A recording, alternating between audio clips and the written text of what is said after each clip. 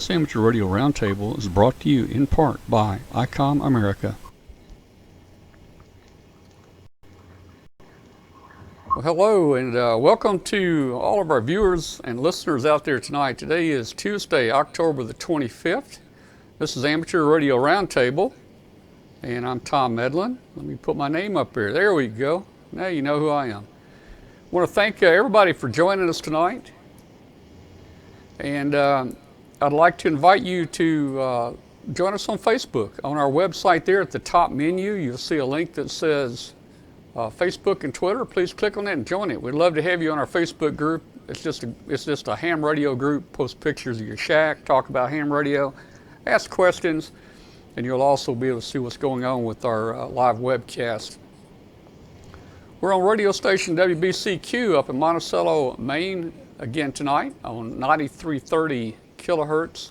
If you're listening on shortwave, you can join us. If you have the internet, you can join us at W5KUB.com. We'd love to have you come on over and join us in a chat room and watch the video. If you don't have it, just continue listening there on WBCQ. We're always looking for guests for the show. If you've got something interesting you think would make a good topic or segment on the show, please get in contact with us. Just a couple quick announcements. Next week, November 1st show, I'm not going to be here. And Joe, K0NEB, is going to have a segment on kits again. And guess what? We have duplicated this studio up in Massachusetts, up at Monticello, KC1CWF. We've duplicated the entire studio up there, and Marty is going to be our control operator when I'm out, and he's going to do the show from up in Massachusetts. And we've already tested it. He can bring in remote guests. He can get the audio to the shortwave station, and it's working great. So that's November 1st. I'm going to be in the mountains, in the Smoky Mountains in North Carolina. I'm going to take my HF rig with me.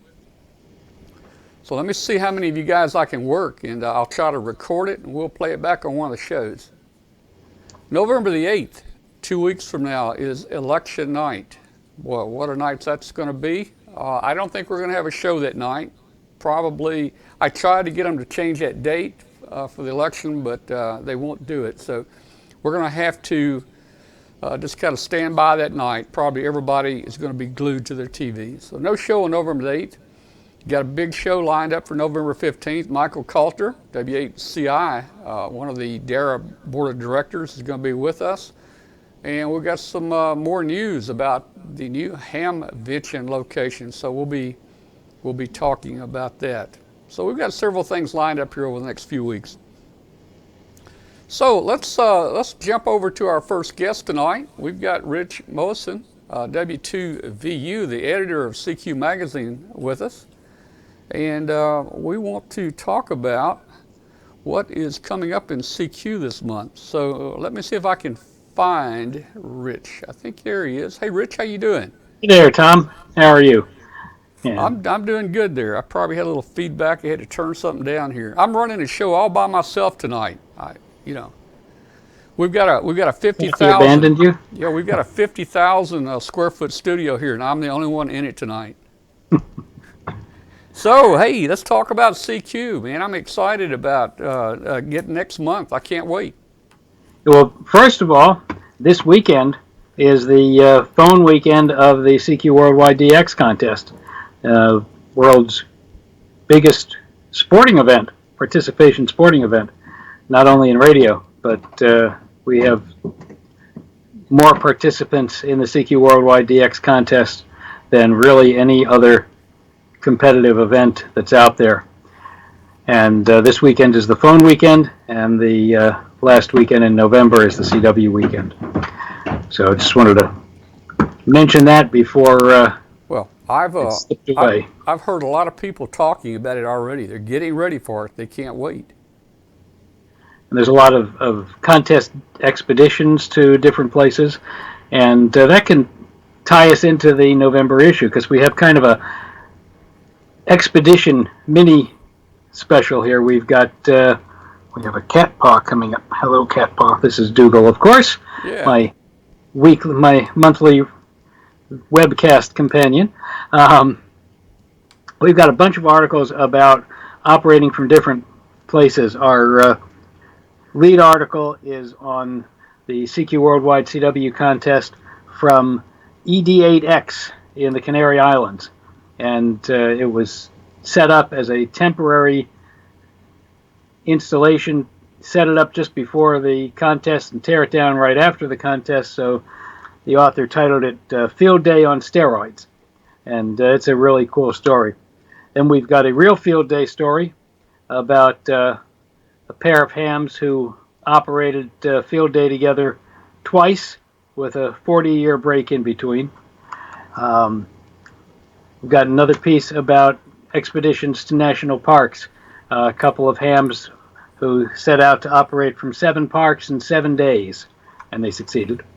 Then we get into some out of this world expeditions with 3 different moon bounce expeditions in our VHF Plus column. Homing in, our fox hunting column is about the World Championships in Bulgaria, and we have a second field fox hunting column in Learning Curve about fox hunting and geocaching. So that's do you can you give me any information about your moon bounce? I've been wanting to try that on a very limited basis, maybe with JT65 or something, because I don't have a lot of power or antenna systems here. But I think it's doable now with the new digital stuff. Yeah, well, one of the great things about JT65 and its predecessor modes, but that's the most current one, is the fact that a single Yagi station with 100 watts and a good shot to the horizon is capable of working moon bounce, particularly at moonrise and moonset, because you get ground gain, which adds to your signal. Of course, it helps to have the station on the other end have a big antenna set up big power, but it is definitely doable with one station running just 100 watts and a single Yagi on 6 or 2 meter moon bounce or 432. It's really amazing. I really want to try to have that on a show one night. I'd love to just do a setup, a temporary setup with some beams and I've never worked it. I don't even know if I've ever used JT65. So the guys that that are doing this out there, drop a little hint to them, a little word to them. Maybe if they'd be interested in helping or talking about it on here, I'd love to have them on here. Sure, I'll keep that in mind and mention it. I tell you, it is a really incredible experience. I've never had the opportunity to actually work moon bounce myself, but I guess it's 20 plus years ago now when I was doing the videos for CQ when I first started there in the 90s. We were down in Virginia with a ham who did a lot of moon bounce, and this was before the days of JT65. And we were setting up to shoot, and he sends out a test message. Basically, he's sending his call sign up, and like 7 or 8 seconds later, you hear his call sign in CW coming back off the moon. And that was just the most amazing thing. And the really cool thing then was that while we were getting set up, he hears a station in Germany calling CQ off the moon, and immediately went back to him, even without turning his amplifier on, and managed to get the contact. Well, I'm really looking forward to reading that article there. Maybe that'll kind of give us the kick we need to get a segment on the show. It's an amazing mode. We've also got the results of the WPXCW contest from the spring, and a really cool project. Our ham notebook editor, Wayne Yoshida, KH6WZ, had an old Heathkit VTVM that he decided to build again. So he took it apart completely, replaced old parts that, like capacitors and things that die off with age, and basically started from scratch with new parts as needed, old parts that were still usable, and rebuilt the meter from scratch. So he got to build the same Heath kit twice in cool. like 30 years apart. Yeah. And just taking a look at what else we've got here.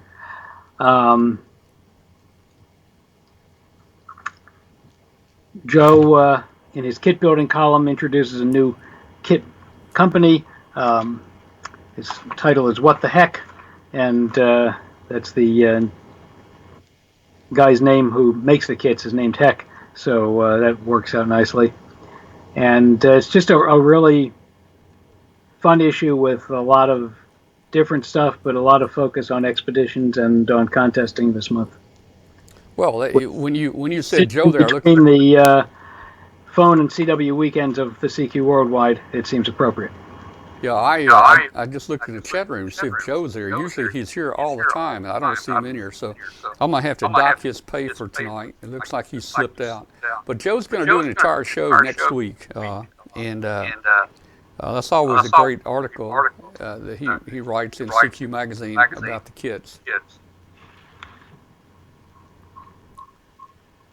It's his columns are great, and I think he's done a lot to, both in the magazine and in the presentations he makes at club meetings and Hamfest, to really give a big boost to kit building. I know that between Joe and our QRP people, they've gotten me back into building stuff on a regular basis and into some QRP operating as well. And it's adds a whole new dimension. If you're not out there building stuff, it's not that great a challenge, and it's a lot of fun when you build something and turn it on and it works. It's really incredible. And even if it doesn't work, wow, then there's a huge amount of education in there too, as you try to figure out what isn't working and why. Yeah, there is. Well, I've always been a home brewer from way back, and I like building things. Of course, my experience, started with, tubes and things like that, and of course, over the years, moved to solid state. But man, now you can build just about anything, and with a cheap part, you can get any part off of eBay now for nothing. I've got Kathy. Although I saw a letter recently in, I think it was the RSGB magazine, Radcom, with a warning about parts and things that you might get off eBay, that there's a lot of counterfeit parts out there, so you got to be very careful. Well, there could be components off of eBay. Yeah, and I tell you, the quality of some of the stuff is not great, especially if you order radios and things like that. There are issues with it. But, us experimenters and, buy a handful of ICs for $1 and free shipping, and if they work, they work. And like you say, if it doesn't work, you got to figure out why it doesn't work. But man, you can build about anything nowadays, and it's just so cool. And I hope that's coming back to people now, and hopefully Joe's article in CQ Magazine is going to stir up some interest in people. Well, I think he does on a regular basis. And I know he does, and it's really a great thing. Okay, well, let me turn my audio up. I have a report that my audio is low, so that should make it a little better right there. Okay. Well, I appreciate you guys at CQ being with us and helping to sponsor our show there, and just wanted to invite everybody to read that CQ magazine and look in the back of CQ magazine under the advertisers, and you'll find Amateur Radio Roundtable in there, and you'll see we have an ad in CQ magazine. So get that magazine and look us up in there. Rich, anything else going on that you want to talk about? Oh, we just wrapped up our December issue, our technology special, and it's another really blockbuster issue. It's got just a really cool collection of stuff. But we'll talk more about that next month. Meanwhile, I hope to work a lot of your listeners and viewers on the air this weekend during the CQ Worldwide DX contest.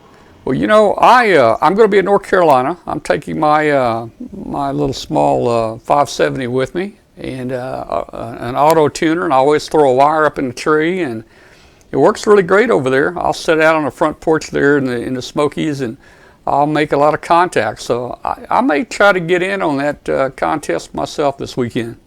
Excellent. Well, Rich, thank you for joining us tonight. We've got Emmett Hohensee from Radio Waves is going to be with us here in just a couple minutes, and invite you to tune into the show and watch the rest of the show if you have time tonight. And I forgot the name of your kitty cat there. What was the name? Dougal. Dougal. Right. Dougal. Okay. Well, hopefully Dougal will watch too, and that'll be 2 more viewers we'll have tonight. Thanks very much. He's a harsh critic. Oh yeah, I imagine so. Yeah. Well, I won't say anything about it. I was going to. Well, let me just say one thing. A friend of mine, Glenn Popel, he wrote the Arduino book, and he's always building Arduino projects and things down there. And he's got a bunch of cats, and boy, they steal his parts. They get the wires, the cables, and the parts, and he has to look all over the house for them. And one night they were up on his workbench, and we had a kind of a malfunction on our telephone dial-in, and it rang just really, really loud, and it scared his cat. And his cat jumped off the workbench with all those legs just flying, and parts went everywhere. So that's our story of how we can we interface with the pets out there. Rich, 73, thanks a lot for joining us, and we'll see you again here in a few weeks. All righty, good night. Thanks for having me. All right, good night. All right, so let me do a couple things here real quick, and we will see if we can get Emmett in here.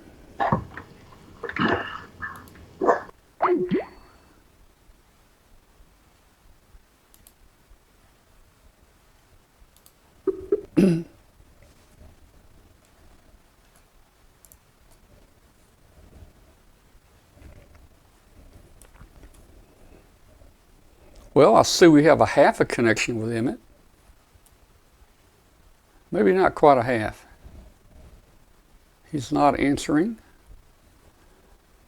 Would you like to leave a message? No. Let's try him again.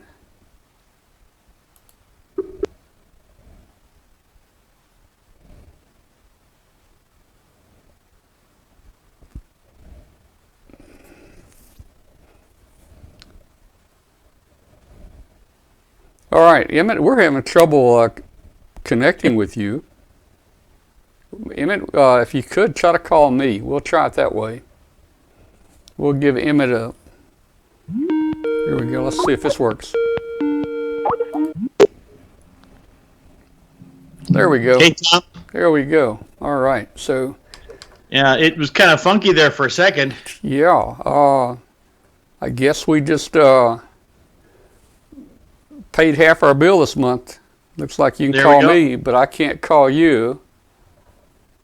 Well, that's okay. I've got the corporate thingy. Yeah, okay. Yeah, you got the corporate deal there. Okay, well, great. Well, hey, glad to have you back on. You hadn't been on here with us in a while, and I was getting worried that maybe you retired or something. No retirement yet. Just busy working in the field as usual. It's been a busy week. Well, actually, a couple of months, actually. Yeah. Let me see if I can get your name up there. There we go. And let me see if I can get me up there. Oh, that doesn't look too bad. So, yeah, I'm really interested. I got questions about this Hexbeam you're going to talk about tonight. Man, I helped a friend put one up here in town, and the thing works great, man.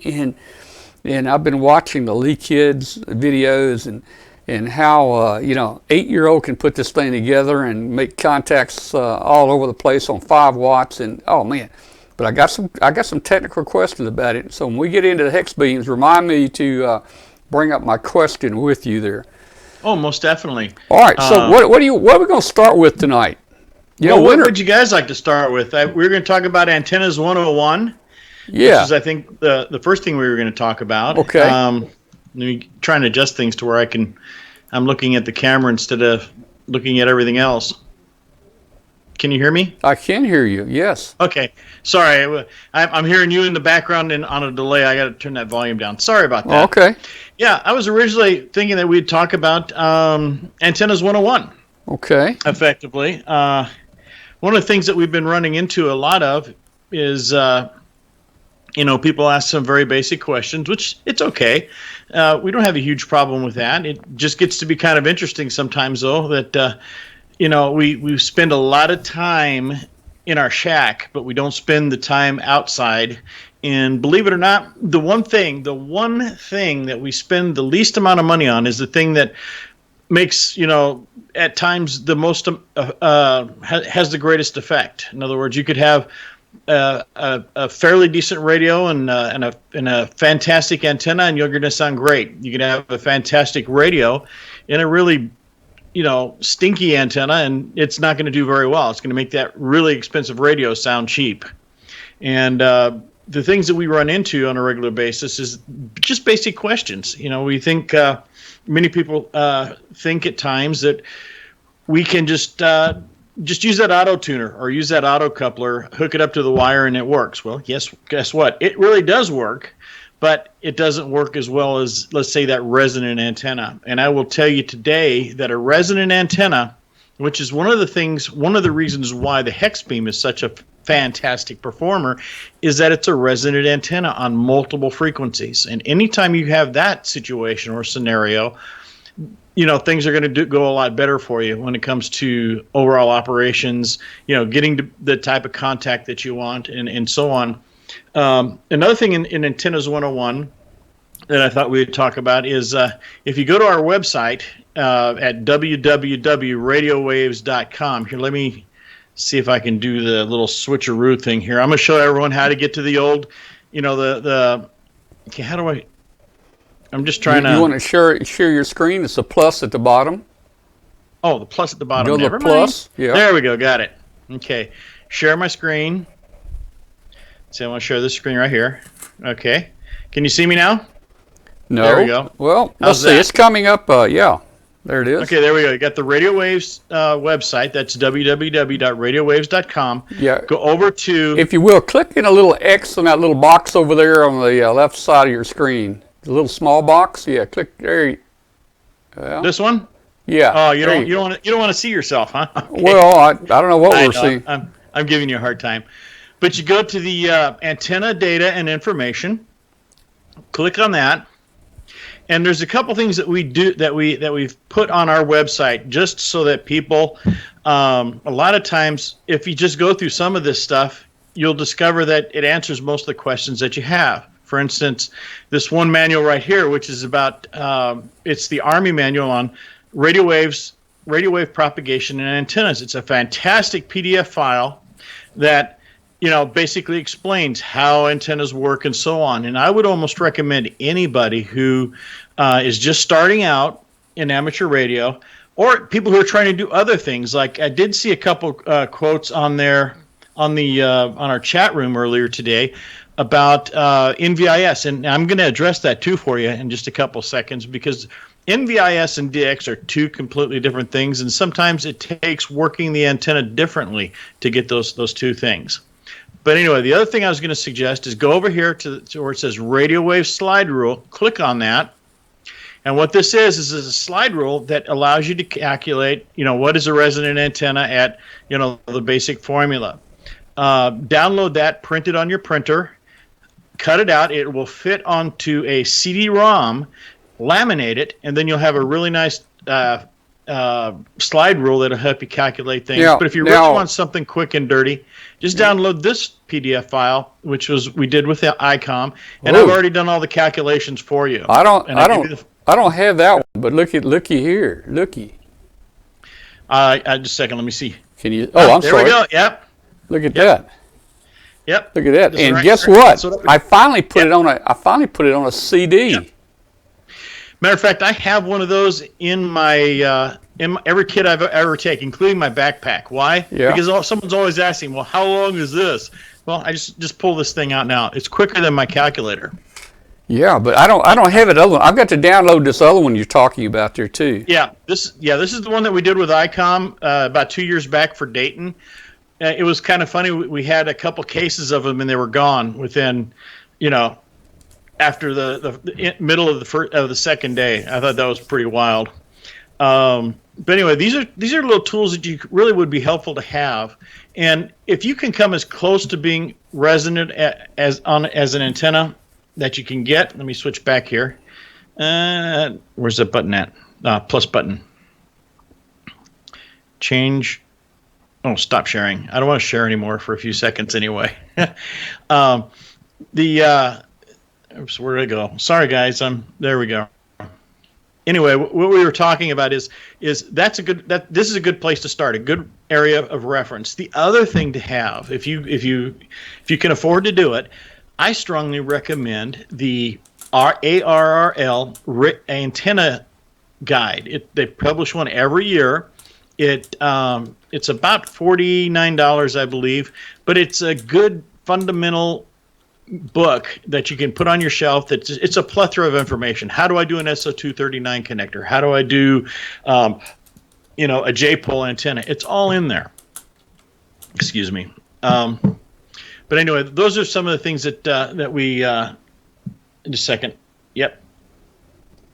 These are some of the things that people ask about, and we suggest that you just start using these things as references, or recommend it to someone who's trying to learn. Generally, I don't like always giving the answer. I'd prefer sending you in the direction to where you can find the answer, as in calculate it yourself and figure those things out. We'll go over the numbers, and then we'll try some experiments, see what experience teaches us, and then go from there. One of the other questions that someone had on the site a few seconds ago was about. I'm gonna share screens again here. Okay, can you see it now? Whoops, wrong screen. Yeah. Oh, that's your password right there? Yes, smart Alec. Yeah. Here we go. Let's try the next screen. Let's see. Share. Change screen. There. Let's try this one. There. Can you see that? Is that better now? Yeah, we see it. Okay. Now what I'm going to do is pull up a. Darn it. Okay. Oh, cool. Cool. Yeah. Yeah, you like that? I like it. This is fundamentally how an antenna works. There's a lot of stuff happening all at once, and it blows your mind when you think about all these things happening, and that has to happen.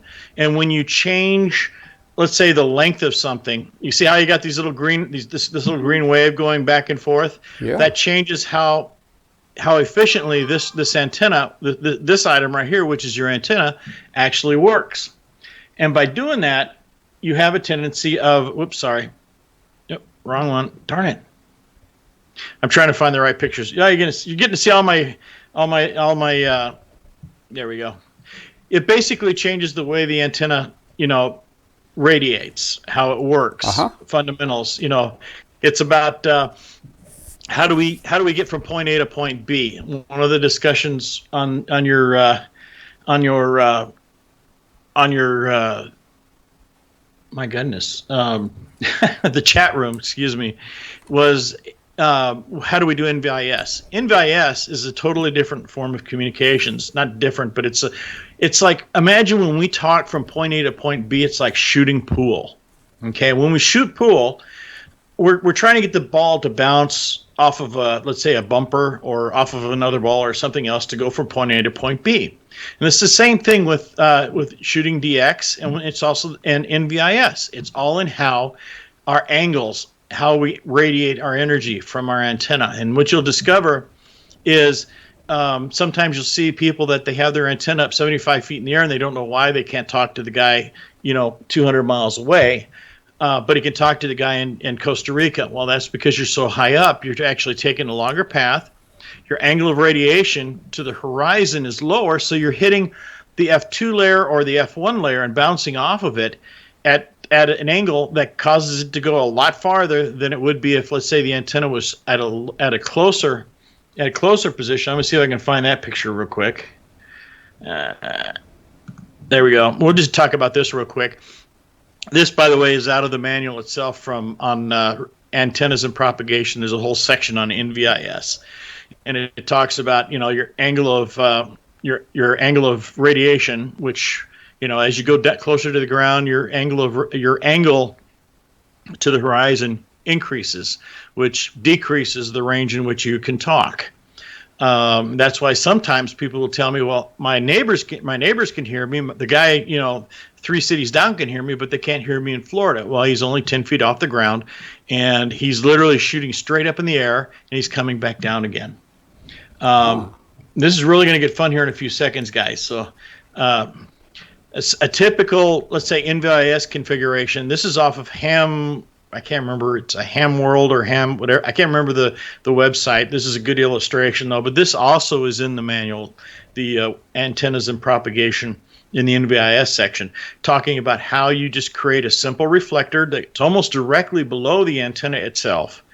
Why do we need that? We already got the ground. Well, a reflector itself, especially if it's cut at the wavelength of the antenna, resonates at that frequency, and it has a tendency of focusing energy that you radiate back up into the air again, instead of allowing the ground itself down here to absorb most of that energy. And it's the same thing with your normal antennas. You have a dipole, let's say it's 25 feet in the air. Sometimes you'll notice that the SWRs change with the weather. That's generally because your ground conditions are changing. And by putting in this let's say a reflector wire or a counterpoise, it makes this relationship a little bit more consistent, and also it helps to get more energy up into the air and in the angles in the directions that you want.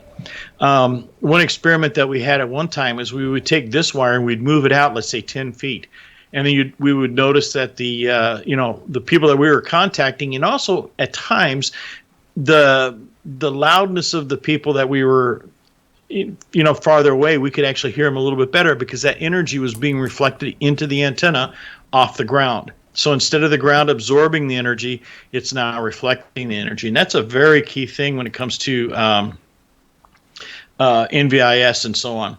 But neither here nor there. Let's get into some kind of a fun thing. One of the things that one product that I like to work with a lot is our this is your basic antenna. Can you see that okay, Tom? Yes.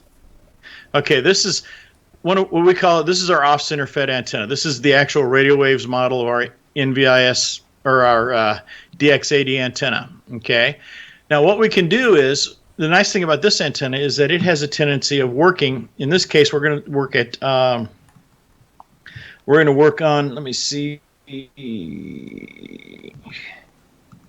Oh, I don't have that calculate. Let me calculate this real quick. Please forgive me. It'll take me a second. Okay, there it is. Okay, let's go to. I want to look at current. Listen to you.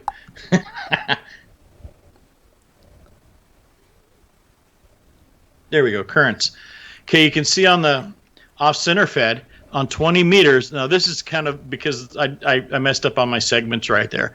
But you can see it's literally, we're looking at quarter wavelengths on the antenna itself, which means that it'll actually be quite an efficient radiator at that frequency. And then what we can do is, let's just go ahead and take a look at the actual pattern. And you can see we got some pretty decent gain. Let you guys look at this from a different perspective. Oops, there we go.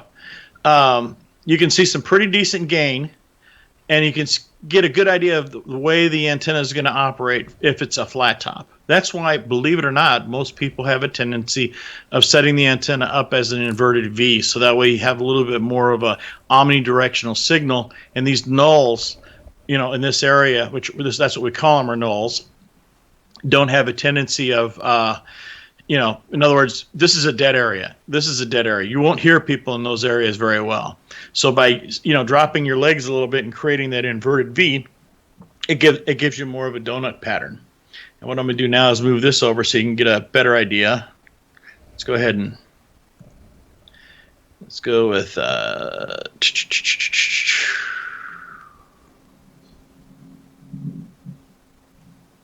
I won't mess with it. I'll move that back. So anyway, it's kind of cool. Now what we can do is, do you remember we were talking about how, oh, what's it doing? There we go. We were talking about how sometimes the antenna itself can change based on its relationship to how, you know, how far this antenna is off the ground. Well, in what you're seeing right now, this antenna is approximately, darn it, is approximately 40 feet in the air. Okay.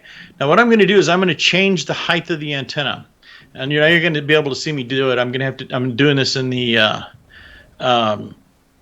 in our editor, so I'm going to have to quickly select all my wires, and then I'm going to have to move the wires up. Actually, let's go ahead and move them down. Let's go ahead and move them down to let's move them down to let's say move them down 15 feet. So it'll be about 20 feet. So give me a few seconds here. I'm doing this live, so it's, and that way you can also see kind of how the modeling software works, which is kind of cool. Okay, it's going to generate the signal. It's going to generate. You're going to notice the antenna's a little closer to the ground here in a second. The screen's going to refresh. Boom. There we go. See how it went down considerably lower? Now let's go ahead and look at the pattern. Okay, you notice my overall gain has gone down from 10 dB down to 9.6, and you notice the pattern's really changed. See how that works? But you'll also notice if you look from the side, do you notice how the angle of radiation is going up at a higher angle? If I were to go down to, let's say, 10 feet or 14 feet, or even let's say 16 feet, the signal would be going almost straight up in the air. That's why we're talking. You can see how your angle of radiation has changed to the point where now we're actually talking almost to the clouds, to the sky in the local areas. Anyway, I think we've had enough of Antennas 101 on that. Let's do something else for the fun of it. Let's open up one of my favorite antennas. Can anyone guess what that is? Your favorite antenna? Maybe a Hexbeam. Yes. Come on, open up. Where'd you go? Just 1 second, please.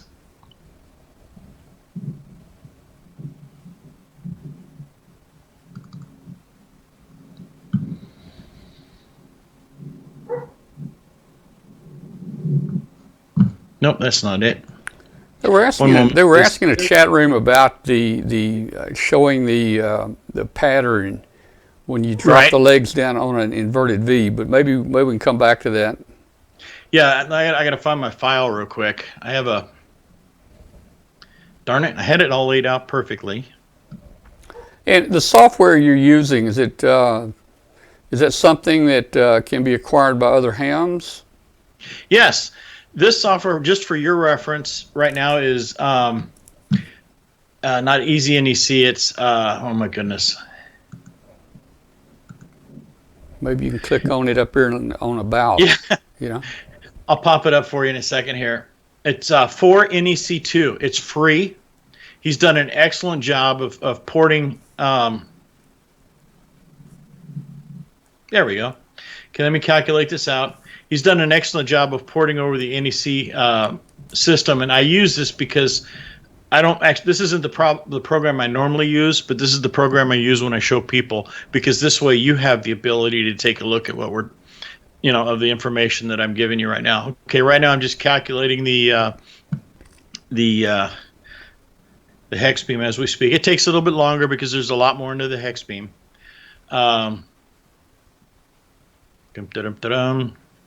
Still calculating.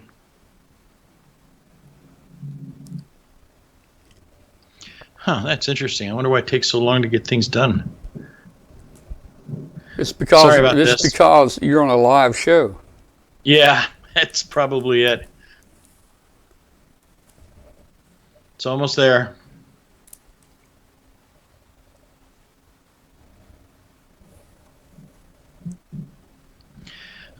Dun, dun, dun, dun. Let me go back to my face so that way you're not seeing. Well, and I'm a big pulses. believer myself in resonant antennas. I've got quite a number of wire antennas here, and you know, I've tried the fan dipoles. After you get about 3 bands on there, you've got a mess. Well, yeah, You know. because what happens, everything interacts with everything, and Yeah. sometimes, let's say 17 meters interacts with 40 meters. Yeah, so I've got a few multi-band like that are resonant, you know, and then I put a single, you know, inverted V's up for other bands, and the reason I do that is, you know, if I wanted to run my amp, say 600 or 800 watts, I don't want to tune that from in the house, especially fed with 130 feet of coax that's buried. I don't want to put an antenna tuner in the house. You know, that's not a place for it. I want the antenna tuner outside at the antenna if I use it, and and the high power tuners are a lot more expensive. Now I've got one, you know, the 100-watt auto tuner that I use just as backup and can use it on any frequency, any band, you know. But I do have the resonant antennas out there, and it's neat. You don't have to worry about tuning them. You can hit them with some power, and you know, more fun. I'm still waiting for the model to come up here. Well, it's doing its calculations that I needed it to do. So, now let me ask you. You're going to be talking about the Hexbeam now, right? yeah, I figured this would be a good way to go into the talking about the Hexbeam, because it is a resonant dipole. It is. And let me ask a question about that. And I've got one complaint about it, and it's probably designed specifically that way. But my complaint is this. I mean, I put one up a month or so ago with a friend here. I gave him a tower, and we put that Hexbeam up on top. And, you know, hey, the Hexbeam, he was working it out 10 feet off the ground for a year, and, boy, it was working fine, you know. So when we started to put it up, we put some, he ordered some U.S.-made coax with connectors, and we put that coax on there before we put that beam up, and guess what?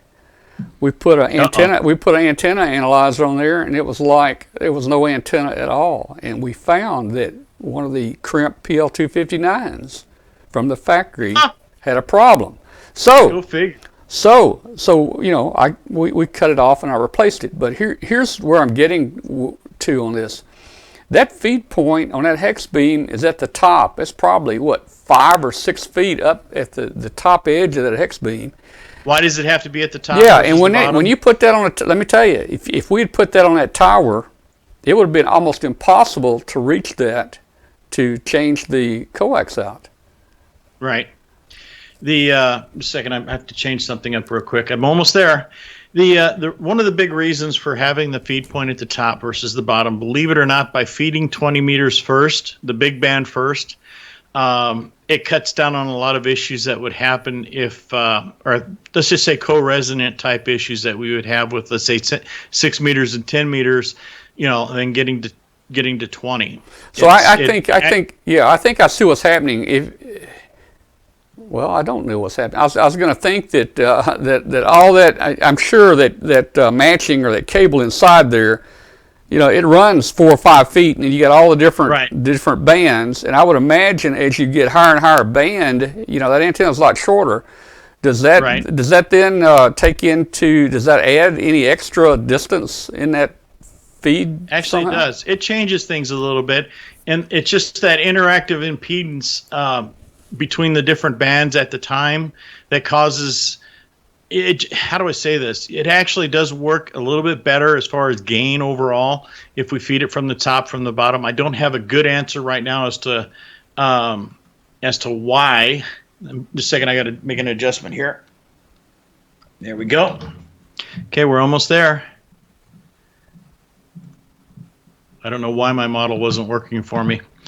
But it has a tendency of, like I said, the feed point works good. Now, what we've done on ours, instead of having that thing sticking out from the side, we actually make you feed it from the top with the coax, the connector pointing down.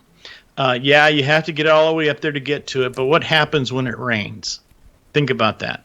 It rains.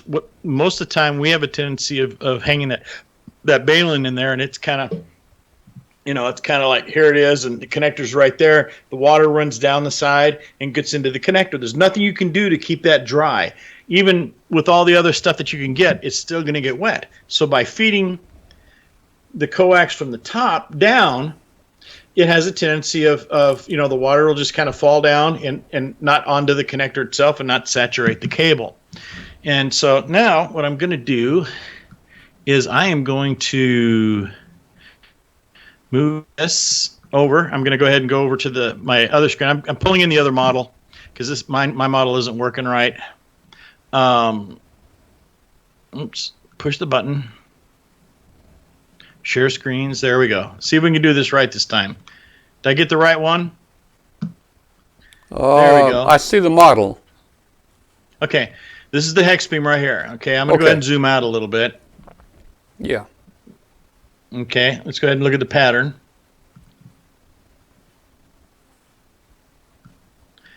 Okay, now, what makes this antenna work so well? Okay, one, this is basically a fundamental dipole, let's say on 20 meters right here. Everyone can see that. Okay, what you've got is you have what's called a reflector on the back. And what this does is it has a tendency of acting, well, it basically gives you the characteristics of a two-element, or basically a basic Yagi, and you'll see basically the gain right there is about 8.5 dBi gain forward, which is really nice. And if you look straight down on this, you'll notice that there's really no back lobe. So you have the one thing that really makes this antenna outstanding is that it has like a 20 dB, what's called a 20 dB front to back ratio, meaning that you can see this blue stuff right back here is really, practically you can't hear hardly anything from the rear, but you can hear a lot from the front. Okay, so let me go ahead and move things around here. I'll rotate things around so you can see them a little bit better. Let the computer start rotating. Okay, now as you can see is now we're looking straight on, and look at how low, see how low that takeoff angle is? This is one of the reasons why the hex beams seem to do so well with DX. And by the way, this model is only at 25 feet off the ground right now. So you can, as you can see, just by this alone, you're talking some pretty phenomenal operation. Now, for most DXers, a lot of people don't necessarily like, this type of gain. They want to go for the higher gain. But I really believe that being able to have an antenna that it's almost, let me see if I can show you a picture. Let me see if I can get this. I'll have to stop the rotation here. There we go. Stop. It doesn't listen to me. It's about like, never mind. So anyway, as you can see, as we're rotating the antenna, I'm going to try and get the right angle. Okay. You'll notice that this is the reflector, or this is the reflector right here. A major component of the actual director, as in the thing that's radiating the energy and the thing that receives the signal, is constantly being shielded by that reflector. So the reason why you have this big null around here on the back and on the sides is because this is blocking out most of your signal. That's the other reason why the antenna is so quiet. I think I've posted on Facebook on several occasions how the antenna works as far as, let's see, show, yeah, here we go. Nope, that's not what I wanted. Yeah, there we go. How this has worked really good, where we had the hex beam sitting right next to these heavy duty commercial air conditioning units, air handling units, and they literally, with the dipole, you couldn't hear a thing. But with the hex beam, you didn't hear them. But when you pointed the antenna towards it, you could hear it. It gave us the ability to do some things that were really phenomenal. I'm going to go ahead and close this program out. And just, I'm not really, because oh, come on. I want to give you guys a video here real quick. This, I think some of you have already seen it, but you can go to like a Facebook page, or you can go to YouTube and just look at KM4IPF. Can you hear this? Well, I don't know if I'm going to be able to hear the video or not. Let's see.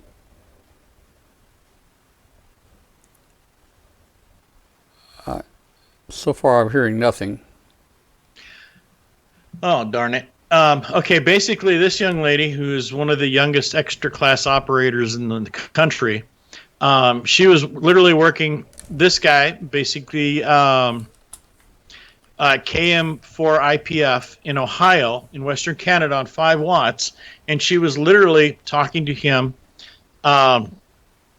that day without a problem. And then a little while later, right after she finished the QSO with him, this person from Western Canada checked in, 5 watts, and we're talking Florida to, I think it's, or I don't really know what part of Canada that was. You have to forgive me.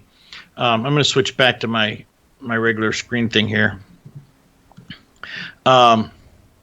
It was pretty cool how it all worked out, but she was able to talk across the country, and that antenna, by the way, is about 25 feet in the air. One of the things that we've started doing is kind of new with our design, with our Hexbeam design, and I'm going to stop. Yes, right. It's the front. Whoever was talking, yes, the front to back ratio is definitely significant. Without a decent front to back ratio, you've got noise all the way around versus, no noise behind you and lots of noise in front of you. One of the things I was talking about, Tom, is we've pretty much redesigned or reconstructed our Hexbeam design to where now we're using a solid fiberglass rod instead of a tube. One of my test people that I use all the time is my son HJ, and you've met him before. What I do is I give him this. I says, okay, see what you can do with it. And he literally pounds the snot out of this stuff. And after about a couple minutes of pounding this with a hammer, all he had was fiber, but the rod didn't break. We're also using these couplers now that are all machined tooled couplers, which are really nice. And they give you this a really nice finish, and it's a really good fit. We've also changed the way our hub looks. As you can see, we're using the bigger fiberglass there. This stuff is it's a little bit stiffer than the other fiberglass that we've used in the past. So when you put things together, it feels like you're stringing an archery bow, or your bow and arrow, or your bow, I should say.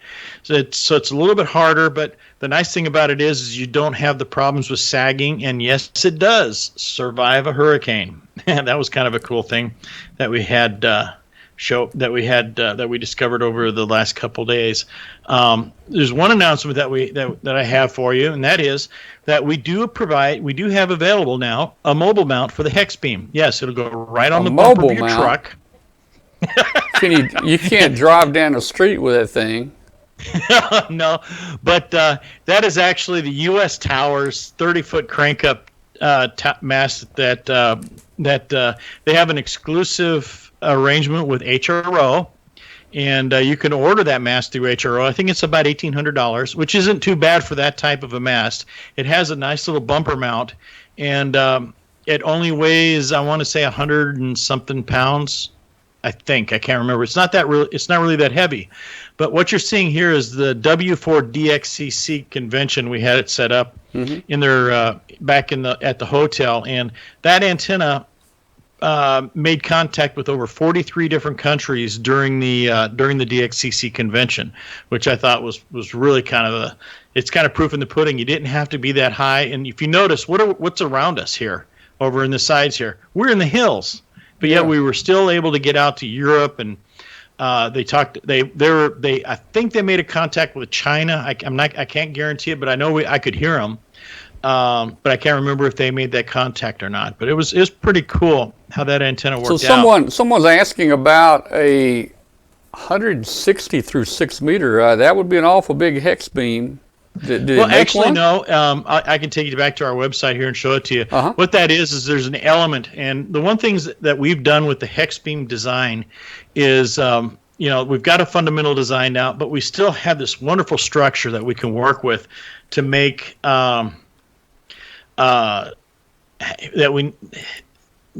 that we can do other things with. In other words, some people who have this antenna right here, this is the only space they've got. The one big advantage of the Hexbeam is that instead of taking 33 feet, it only takes 20 feet. And our 40-meter Hexbeam, instead of taking 66 feet, it only takes 40 feet. So it's a lot smaller. Okay. But people, would like to be able to talk on 40 on this antenna. And unfortunately, it's hard to do when you have this, just this. So what we've come up with, let me close these out real quick, is I go back to my main page.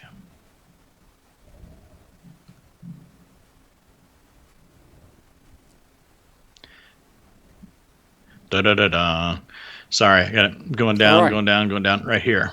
Okay, this is our 40-meter Hexbeam. What we have is a broadband element, and what that is it's a folded terminated dipole. It's not a folded terminated. It's a terminated loop antenna that we've shaped into a pennant type configuration. So see this dotted line right along here? That is the element that we're using to create that 160-meter antenna. And what it does is on the back side of the antenna, you've got a wire that goes from here over, down, and then back up again. It goes into the terminator, then from the terminator it goes back out again. And so it creates a bow tie. And what it's a broadband antenna, so it gives you the ability to work 160. Not very good, but think about this. You're 30, 40, 50, 60 feet in the air. It's because of the way the antenna itself is phased, you have the effect of a rotatable dipole. So now you can actually point the signal in the direction you want to go. You can null things out like you've never been able to do before. And on 80 meters, you actually almost have you're just a little bit under the gain of a dipole, but it's super quiet because it's a loop. Yeah, and, go ahead. Yeah, okay. Just a quick question here about this. I would think with all that wire there around, that would make a good ground plane for something. What about a vertical? Well, we prefer not to talk about a vertical as far as an HF type vertical, but we do have an adapter that goes on the top of the pole that will allow you to connect like a 2-meter 440 type antenna, a smaller one on the top of the antenna. It's an option to the Hexbeam itself. Okay. Go ahead. No, that's fine. I had heard you mention something about a vertical at one point, but that's just to mount another, like a VHF, UHF antenna on top, right? Right. Okay. And by doing this, by going with this, you have this configuration on our normal. Let me see if I can find that real quick. Come on. Give me a second here. I'm pulling up my my Dropbox here real quick, and I'll pull up pull up the picture. Sentinel. There we go. Diagram, please. It's never there when you want it. It's always there when you're not looking for it, right? Yeah. Where'd it go?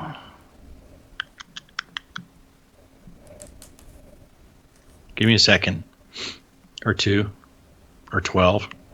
Okay, well, I'll have to ixnay on that one. I was going to basically show you the pattern and also how it really looks when it's all set up, but I'll have to deal with that at another time. There we go. Okay. I think that's it. Let me see if this is the same picture. Oh, same picture. Never mind. Sorry. Sometimes I can't see on this little screen what and where things are. So anyway, the other thing that I was told a couple people on Facebook that we were going to announce something. And Tom, I sent you some stuff last night. What did you think about what I sent you? That was it a picture of a? Yeah, picture of Zoe. The analyzer. Yeah. Okay. Yeah, this is Zoe right here. She's my companion. Yeah, she follows me everywhere, and at a lot of Hamfests you'll see her with me. She's always on my side. Well, that other picture you had, throw it back up. It shows the resonant points. I think that's what that was. Oh yeah, I'll show you that in a second. Okay. But what this is our standard hex beam. But you can see what we've got the solid fiberglass. We were doing some testing last night. I've got a working product that it's finished now. Just had to finish what I have to do is I have to build something so that when I sell it or we send it to you, that we know exactly how long the wire is. We know exactly how it's going to perform. So I have to tear things down, rebuild it multiple times just to be sure.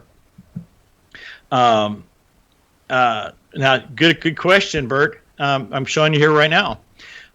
We do have a 30 and a 40, by the way. It's on the 40 meter hex beam side. But what we've done is we've got a short 40 meter element right up here on the upper portion of this hex beam.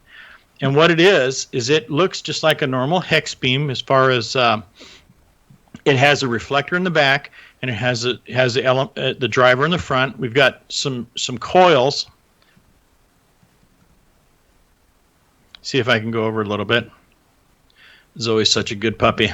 She literally sometimes will just sit just like that when I'm working at night. She kind of keeps an eye open on everything around. It's like she's protecting everybody. But anyway, you've got the coil right there.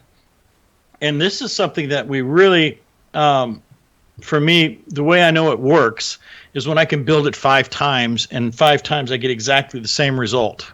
Oh, yeah. There you go. That's not too bad. Yeah, that's only good. How many feet off the ground?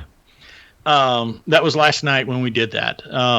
Tomorrow probably, or the day after tomorrow, I'll have it up in the air a little bit better. But the thing that we're really excited about it is it has all the characteristics of the standard hex beam 40 meter. It doesn't have the gain of a 40 meter hex beam, but guess what?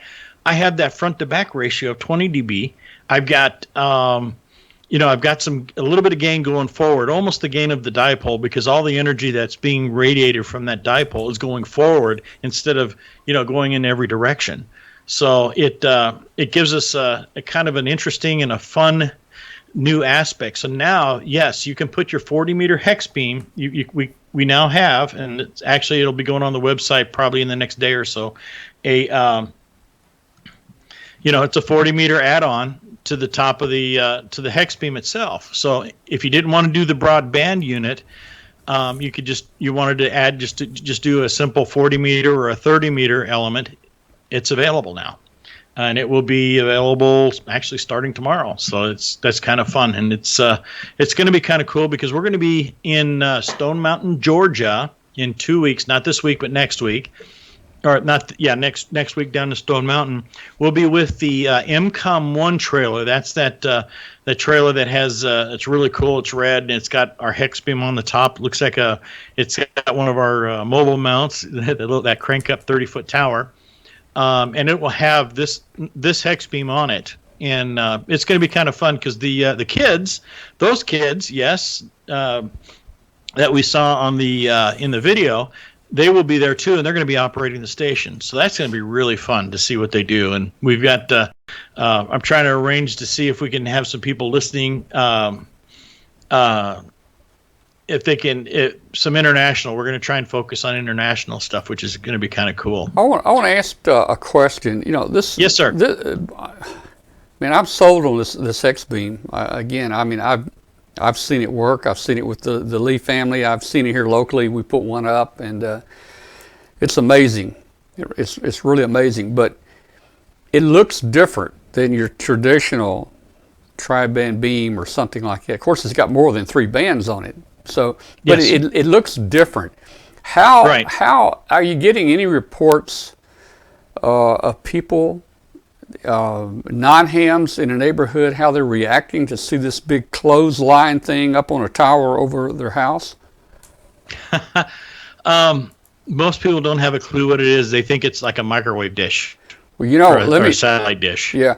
Well, my friend put his up here a month or 2 ago, and the city came out, and he didn't have the proper permit, but they looked at it and says no problem. The tower looks good. You did a good job, and the guy spent just a few minutes and signed off and says you're good to go.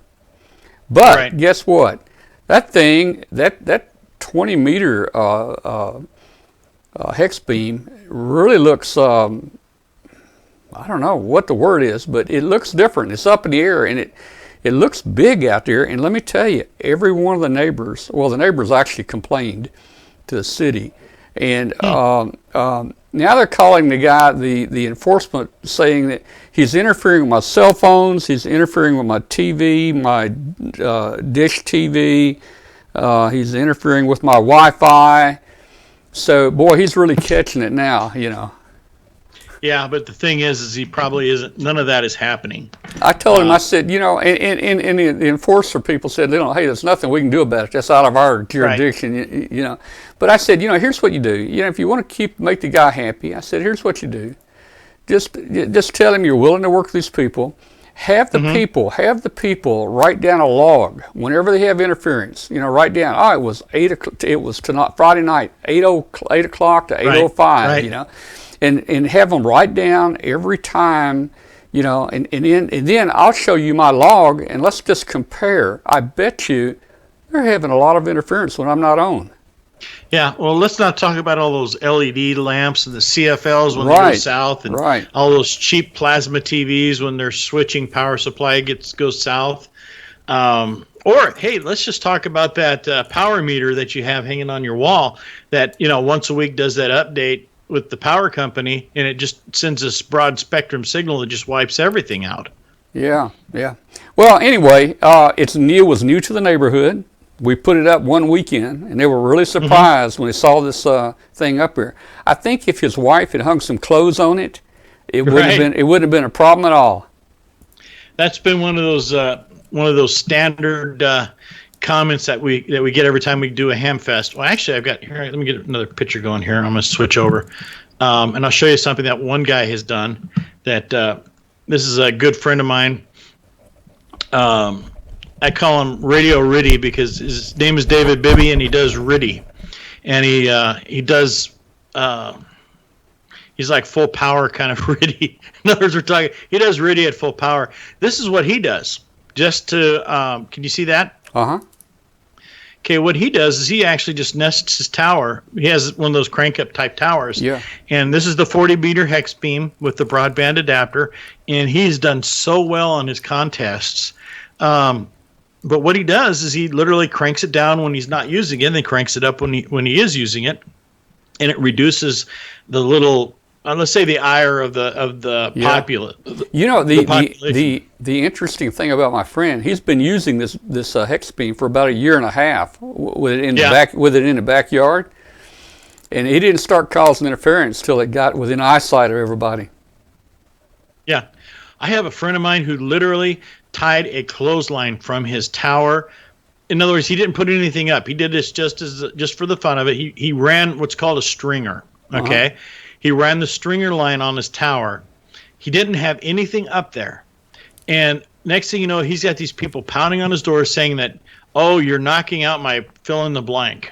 Yeah. And he goes, okay, really? Am I doing that? Are you sure? Can you hear me talking? And of course, they insist that they can hear him talking. And he says, well, let's go help. Maybe you can help me find out what the problem is. Let's go take a look in the back. He takes them in the back, and he looks at and he goes, well, maybe it's this end of the rope. And then all of a sudden it starts to dawn on people the rope. He literally just strung some rope up. Yeah. And that pretty much solved a lot of those problems. And then when he did put his antenna up, it kind of looked like the string that he had up, and no one really gave him a lot of trouble. But I think I've had more problems with things like the old, like a GE refrigerator, not a GE refrigerator, but a GE. Here we go. One of those GE stoves or refrigerators that has a bad circuit in there that just starts oscillating like crazy, and that's the thing that's really causing the problem. Or the dryer.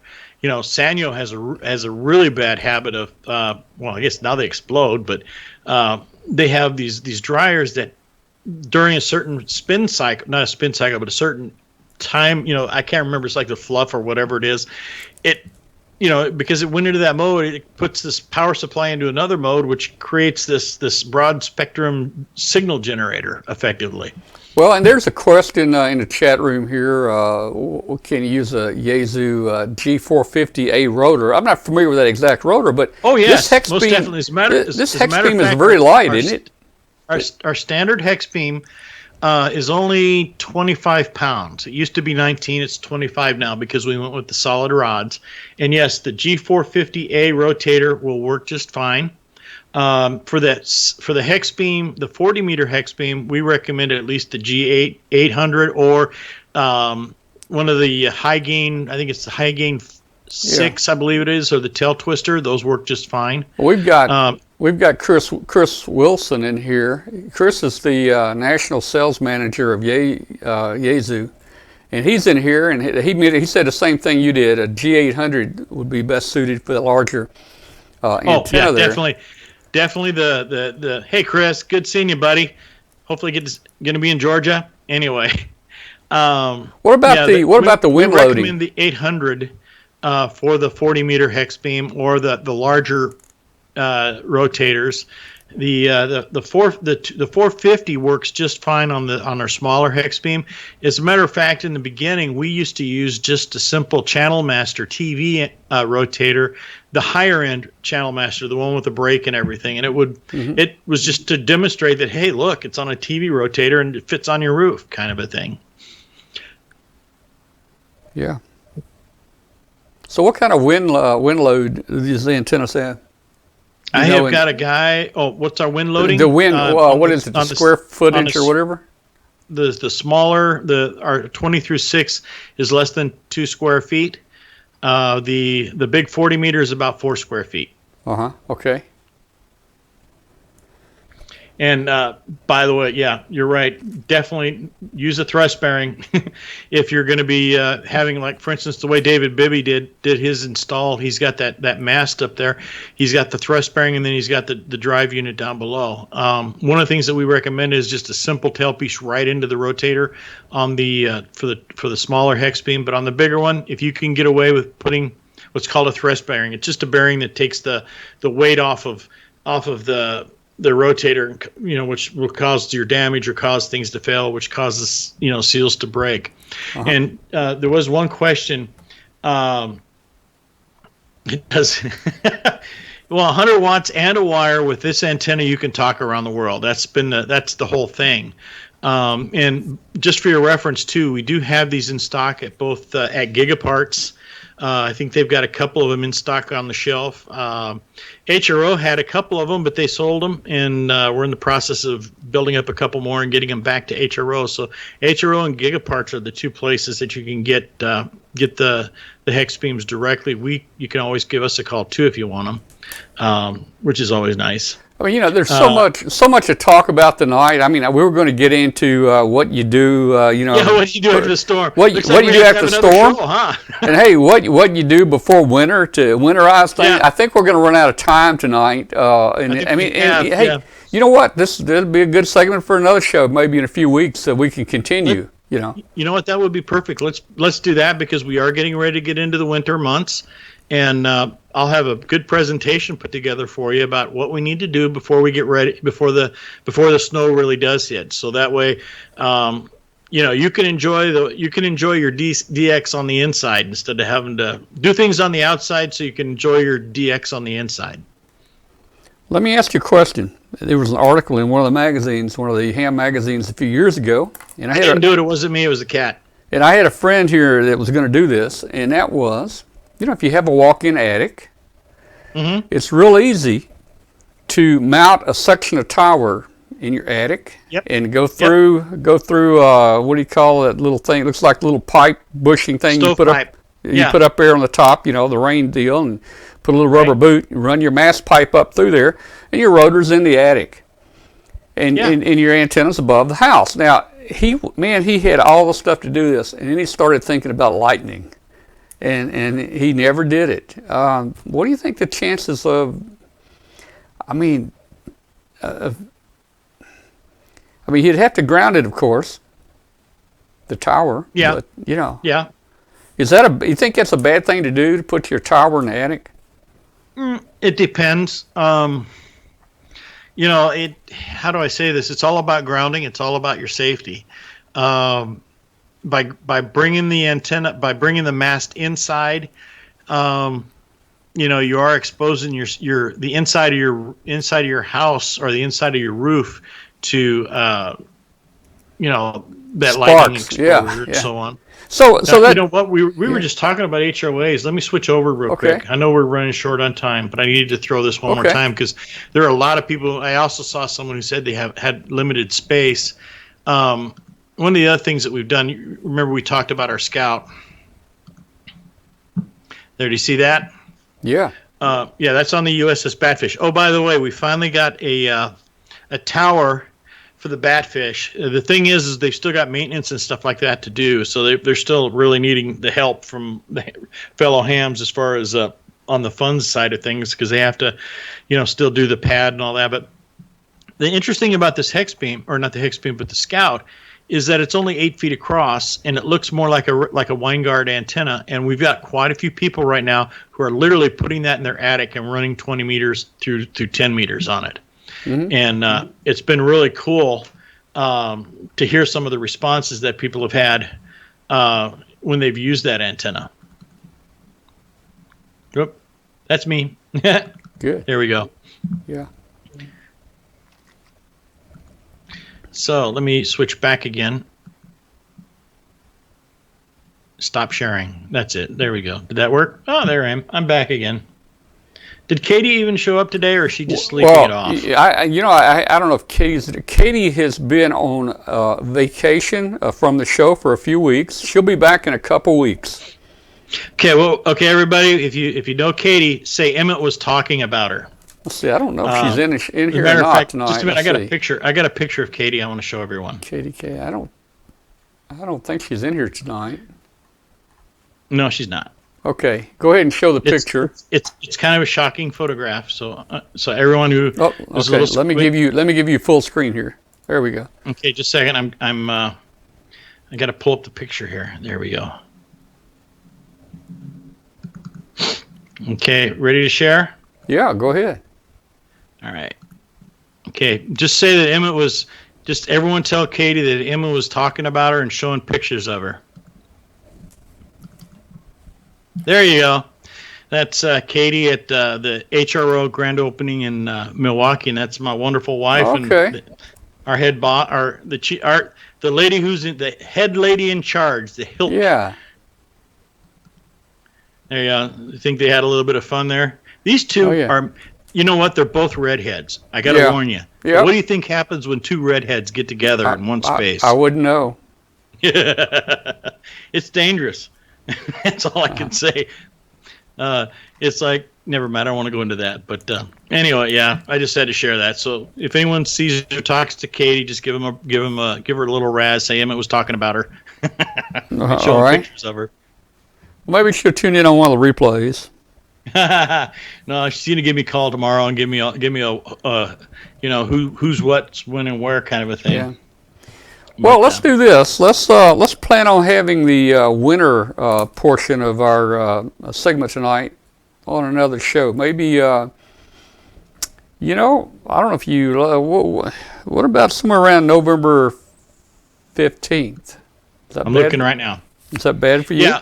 Let's do November 15th. That'll work. I'm looking at the calendar. Okay, and the reason I say that, we've got, on November 15th, I've got Michael Coulter scheduled on here. We're going to have an update on Hamvention. So that'll probably be one segment. That's perfect.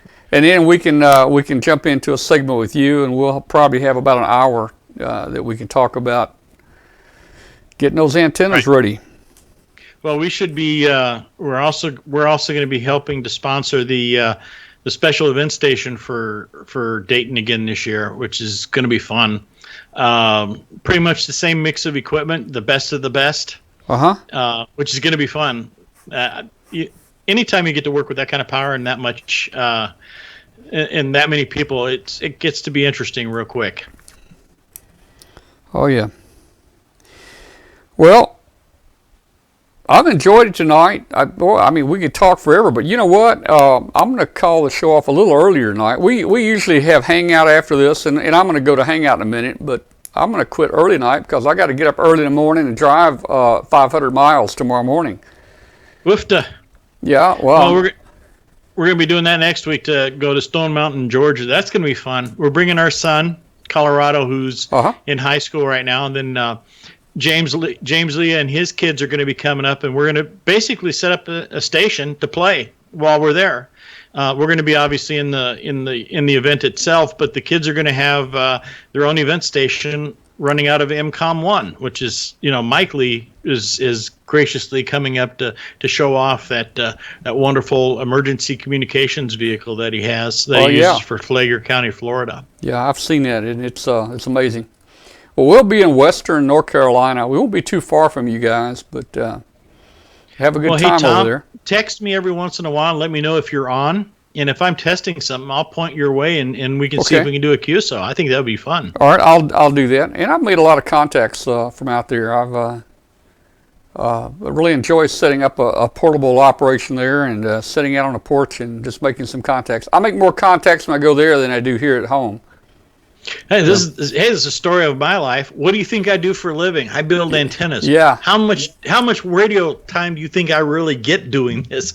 I spend more time watching people do it than I get to do it. It's like the the carpenter's house kind of a story where everybody's house is beautiful except for mine because I never get around to working on my stuff because I'm busy working on everyone else's. I know what you mean. Is for me. I know what you mean. And we spend a lot of time on this show, and boy, But hey, it's all fun, right? You like what you're doing, and we like what we're doing. Oh, yeah. And you know what, Tom? There's one thing I need to tell you too, right here on the air, is I really appreciate what you're doing, and the patience your wife has in dealing with you. I mean, no. Really? Well, she's in a chat room tonight, but she's already in North Carolina. She went 3 days earlier than me. So. Oh my! Okay, so you're batching it. See, I had to stay here to put the show on tonight. Okay, well there you go. I understand. Someone has to man the control room. But Tom, I really do appreciate what you're doing and what your contribution to the community. I believe personally that you have helped a lot of people.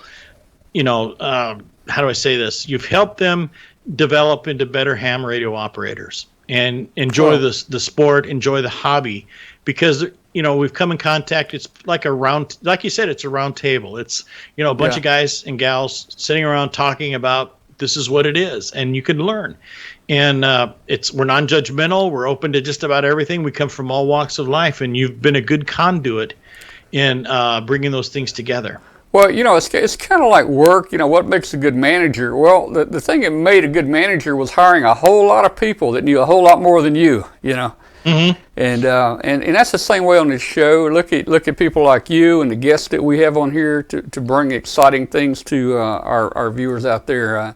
I'm the conduit, but you're the electricity that's going through that conduit. Woo! Okay. Yeah. Thanks so much. I'll contact you before November 15th, and we'll schedule to have you on again. Hey, if you're going to be on the air in the future, just let me know ahead of time, and if I can get on, I'll let you. We'll do a QSO. Okay, Emmett. All right. Thank you so much. All right. We'll see you. Have a good one, buddy. 7-3. All right. So, we just ran out of time here. There was so much to talk about. We were going to talk about winterizing antennas and what you need to do, to get ready for winter, so you don't have to go out there in the ice and the snow and put your antennas back up and all those things. So we'll do that. Let's see. Oh, I saw a note in there about southwest of Asheville, but that's Kathy. She's telling you guys where we are over in North Carolina. So at least it's good to know that Kathy watches the show tonight. Instead of taking it easy over there in the Smokies and forgetting about us. So, hi, Kathy. Thanks for joining us tonight. We're going to do Roundup in just a minute. First, I'm going to make a couple more announcements just real quick. And first, let me just say this. We're about 9:25 Central Time. We're going to be on shortwave until 9:30. So we got about 5 more minutes. I want to again, welcome all of our shortwave listeners that tuned in tonight on WBCQ on 9330 kilohertz. This show is webcast on w5kub.com, and we hope that you can join us sometime and watch the webcast. Join us in the chat room. But we would like to hear from you. If you've been listening tonight on shortwave, we would like to hear from you. I'll put the email up there. Well, you're not seeing it on the screen if you're listening. So send us a signal report to Tom at w5kub.com. That's Tom at w5kilo-uniform-bravo.com. And we'd love to hear from you, and even ham radio operators. If you're listening to the show tonight, we'd love to hear from you and give us a signal report on how we did on WBCQ tonight. You know, WBCQ has a very famous history with Alan Weiner, and you guys ought to Google it sometime and look at it. Alan is a very famous radio pirate that actually ran pirate radio stations, and the FCC and the Coast Guard and the FBI, they all went out on the water and shut him down and took him off the boat. Read the story, you'll love the story. But Alan went straight, and he has licensed stations now at WBCQ, one of them. And he wants to get everybody that wants to be on shortwave, he wants to make it possible for you to get on. So he has a special he's offering right now, $25 an hour. If anybody wants to have a shortwave program, you can have your own shortwave program on WBCQ for $25 an hour, and that's pretty cheap. You're going to find that anywhere else. If you're interested in it, just send an email to wbcq@wbcq.com, and I'm sure that they'll be very interested in talking with you there. Again, I want to talk in just a minute about what we're doing with our Massachusetts studio. Marty, KC1 Chicken with Fries is our new chief engineer up in Massachusetts. We're going to talk about that in just a minute. But first, I've got a little thing here I want to run, so I'll be back in about a minute. Attention all hands, time to hit the airwaves. Contest season is here. Grab your ICOM equipment and make as many contacts as you can this season. Good luck and let the competition begin. The real fun starts here with the revolutionary IC7300. This innovative HF transceiver has a compact design and high performance. It is perfect for contesters on the go. Features include RF direct sampling, 15 discrete bandpass filters, large 4.3 color touchscreen, real-time spectrum scope, and an SD memory card slot. Push performance to the pinnacle with the IC7600. Following in the footsteps of ICOM's flagship radio, the IC7600 has an intuitive operation in the latest DSP technologies. It has digital IF filter, dual DSP, 5.8-inch ultra-wide TFT display, and a high-resolution real-time spectrum scope. Contesters, raise the bar with the IC7851. Hear what others cannot hear with this HF through 50 megahertz transceiver. It has reciprocal mixing dynamic range, crystal clear LO design, spectrum scope, dual receivers, and digital voice recorder. Visit www.icomamerica.com/amateur for more information on ICOM radios. All right, we're back. And I just want to say again, it's been very difficult for me to get away from the show, because it's a semi-complex arrangement to bring people in by Skype, put them into the show, into the video, to mix the audio, to get audio to a shortwave station, to have a chat room. We've got 5 PCs networked here that do all this stuff for us. And so it's been really difficult for me to step away from the show on Tuesday nights. But we have now duplicated and replicated the studio here. I wonder if Marty is still in the chat room. Let's see. I don't know if Marty is still in here. I think Marty may be gone, but Marty, KC1CWF, has duplicated his setup up in his home in Waban, Massachusetts. I think that's near Boston. And he can bring in, just like we do now, he can bring in remote guests. He can get the audio to the shortwave station. He can do all these things. So Marty is our backup center. You know, when a big earthquake hits here, Marty's going to just turn the switch on there, and he'll be able to bring the program up. And I'm not going to be on here next week. Maybe I won't be, but maybe I'll come in as a remote user, or a remote guest. I might come in and just say hello, but next week I'm kind of taking a break from the show, and we'll have Joe Eisenberg, K0NEB, talking about kits next week. I'm going to go to Hangout now. Let's see if anybody's in Hangout, and like I said, we'll probably be cutting Hangout off by 10 o'clock and getting ready to go to bed, get ready for our drive tomorrow. Marty is our disaster recovery site. Yeah. So let me do this. All I got to do is click a few things.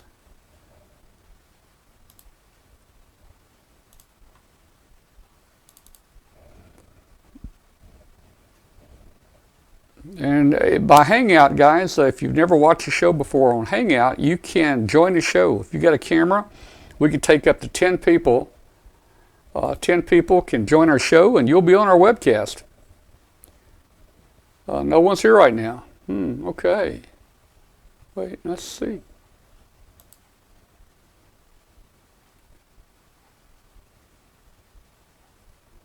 No one's in Hangout tonight. So I know Jeff, he signed out a few minutes ago and left us. He's usually in there. Doc is usually in there from Eastern Tennessee.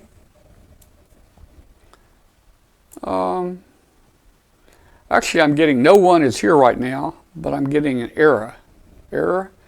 Yes.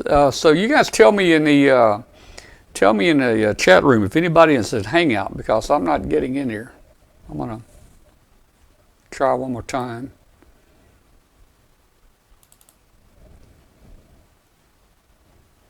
We'll say goodnight to Jill up in southern Ohio, Missouri bound in the morning. Be safe, Jill.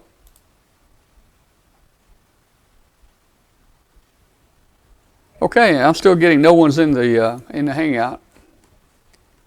Having issues joining Hangout, Tom. Okay, well, NE4RD says he can't get in, and I can't get in. It says error H2JR 2-RNF, whatever that means. And of course, there's nobody, there's nobody you can contact. Start a new video. I wonder what happens if I press that button. Let's see. Well, I can invite people. I don't want to do that.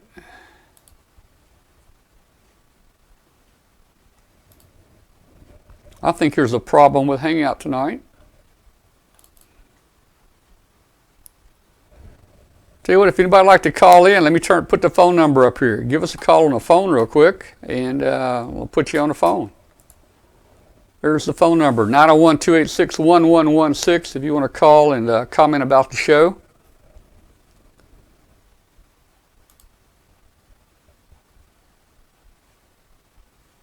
Yeah, Hangouts is not working tonight. Yeah, Teresa's seeing the same error down in Texas. Bill out in Montana, I think, he's getting the same error. Looks like Hangouts broke tonight. Oh well. Not a problem. That's better for me. Hope you guys enjoyed the show tonight. It's 9:35. I think we're probably off of the shortwave station now. Robert, if you're listening, I assume you turned it off. I'm gonna go ahead and kill the audio, Robert, to the station. All right, it's killed. So we're off the air now. So guys, that's the show tonight. Hope you enjoyed it. Had a good time. We had too much to cover.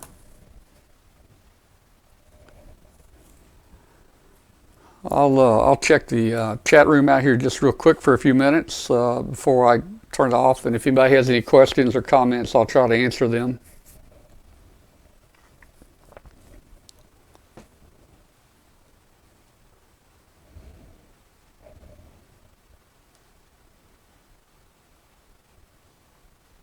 put myself back in the other studio. There we go. There we go. Okay. Hangout's broke.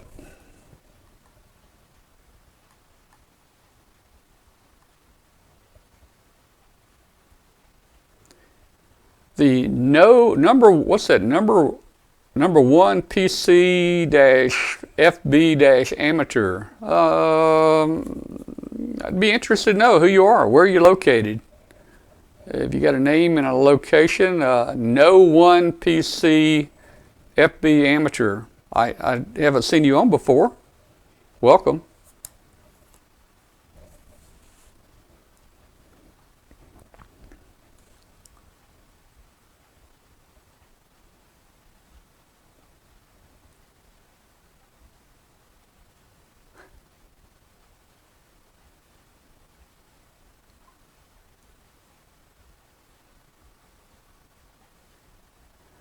I'll try to call in the show. Actually, we may be driving back from North Carolina on Tuesday, so I think I can probably call in to the show as a guest anyway. All right, I'm gonna say good night to everybody. 73 to everybody. Thank you. We enjoyed it, and we'll see you next week. Everybody, show up next week.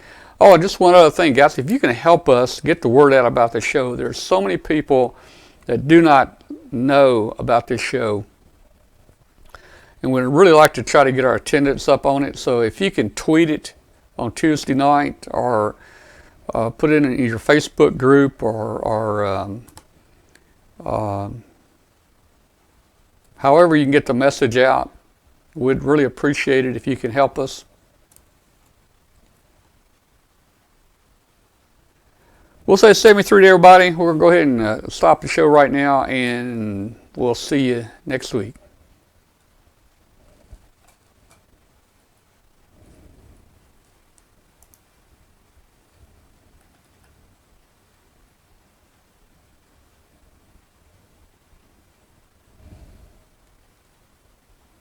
One more question. I've got one more question. Let's see if Chris is still in the chat room. Let's see if N0CSW,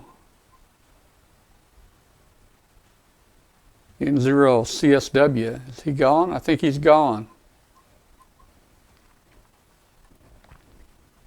N0CSW, Chris Wilson, he was in here. He's the sales manager for Yaesu.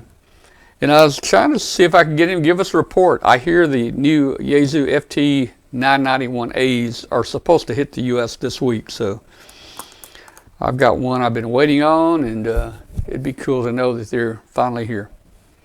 73, everybody.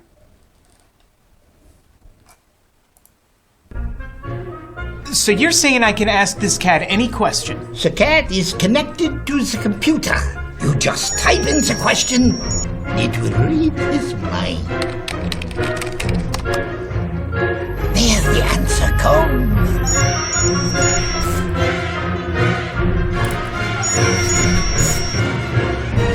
You're the man! I've been looking for this for weeks. Okay, so Mark, let's try this. Mark Pupo up there in Kettering, Ohio. If you don't mind, start a Hangout and put the link in here, and we'll join it.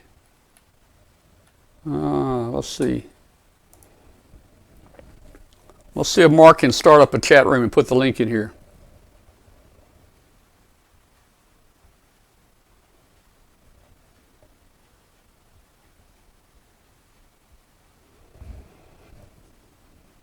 And notice it's a little difficult to type when I'm trying to run things here. My shift key looks like it shifted up.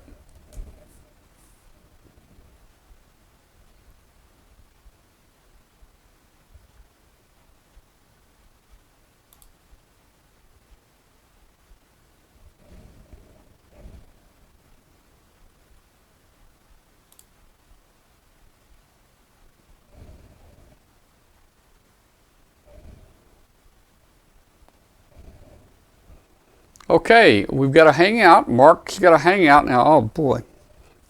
Let me see if I can figure out how to get that over on another machine here. We got a Hangout. If you guys will click there, you can join it. Hang on a second.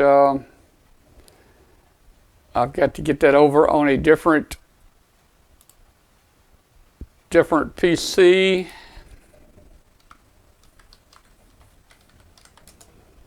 Yep. Be right back.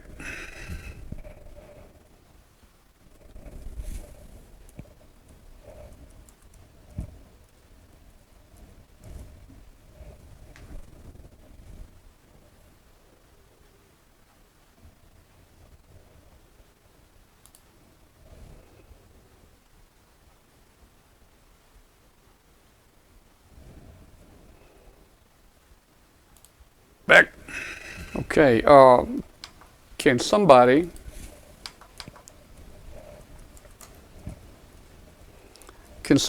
publish that link again in the? Well, I can do it in the chat room. I need to do it again. Let's see. Having to kind of do things kind of weird here. All right. All right. Now maybe I can get in it. Back. Okay. Can somebody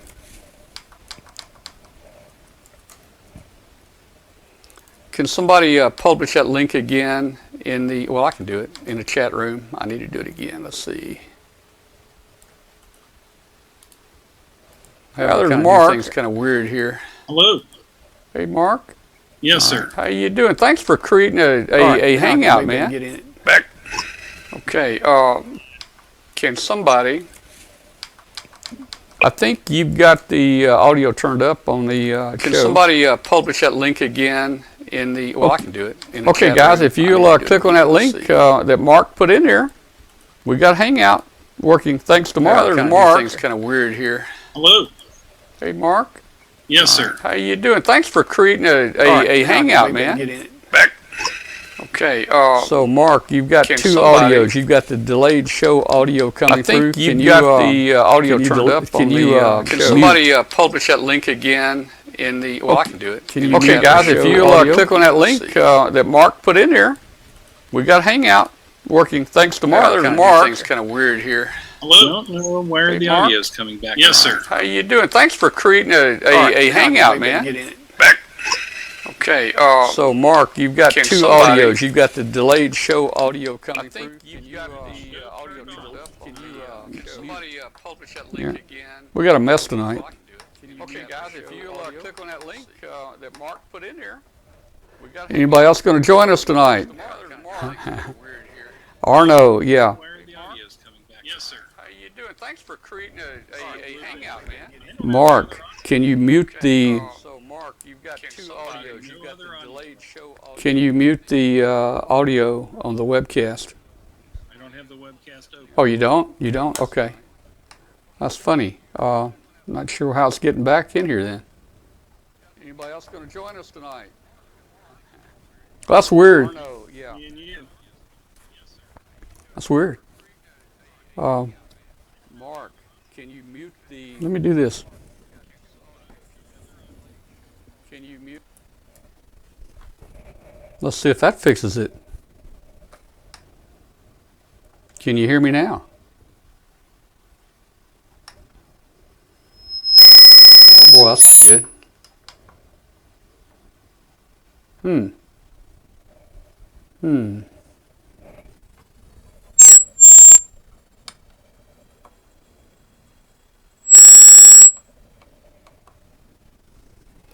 Okay, guys, we got all kinds of problems tonight. Can you hear me now?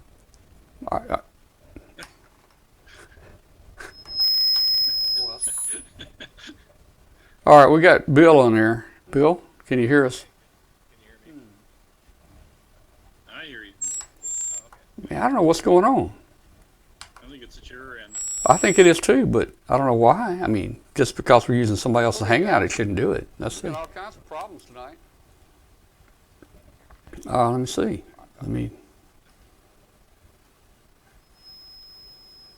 I don't know, guys. Maybe this is a sign. Maybe this is a sign for me just to turn everything off and get ready for bed, you know. The audio that won't. I don't know what's going on. it is too, but I don't know why. I'm gonna connect back again. I'm gonna connect. I'm gonna reconnect. Let's see.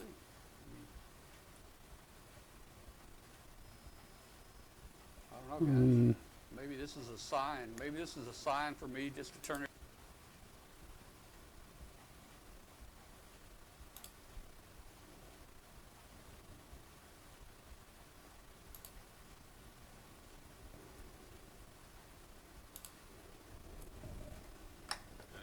All right, I fixed it. I fixed it. Let me see. Wait a minute. I'm almost there. Hang on.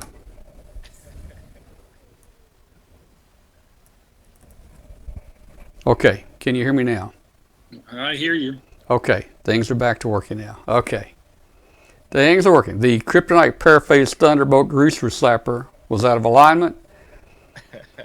Had to fix it.